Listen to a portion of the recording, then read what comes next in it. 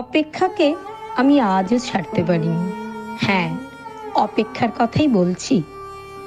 ভালোবাসার রক্তিম ধারালো স্নিগ্ধ ছোঁয়ায় এই হৃদয় থেকে এক এক করে ছেড়ে গেছে সব লোভ, হিংসা, ক্রোধ, স্বার্থপরতা, সব কিছু। কিন্তু অপেক্ষা অপেক্ষা আমাকে আজও ছেড়ে যেতে পারেনি। আমি ভালোবাসার জন্য সব কিছু ছেড়েছি, শুধু অপেক্ষা ছাড়া।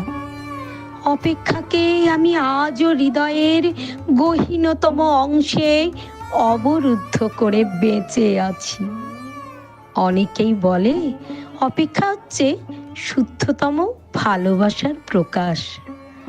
ভালোবাসতে সবাই পারে, কিন্তু সবাই প্রিয়তমার জন্য অপেক্ষা করতে পারে না। আসলেই কি তাই? জানি না তো, হবে হয়তো। তবে অপেক্ষার কাছে আমি অনেক ঋণী। প্রিয়তমার জন্য অপেক্ষা আমাকে পাখির মতো সহজ হতে শিখিয়েছে, শিশুর মতো অনাবিল হতে শিখিয়েছে, আকাশের মতো বিশাল হতে শিখিয়েছে, ফুলের মতো স্নিগ্ধ সুন্দর হতে শিখিয়েছে। অপেক্ষা আমাকে সাগরের নীল জলরাশির মতো গভীর হতে শিখিয়েছে, প্রকৃতির স্বচ্ছ হতে শিখিয়েছে, সোনালি সন্ধ্যার মায়াবী মৌনতার মতো নিবিড় হতে শিখিয়েছে। শেষ পর্যন্ত অপেক্ষা আমাকে কবিতার মায়াবী অনিন্দ ভুবনের কাছে নিয়ে গেছে।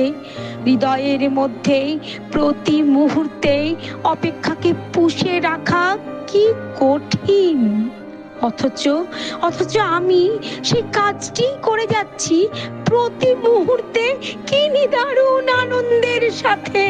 আহো অপেক্ষা, তুমি কত বেদনার্ত, সুন্দর।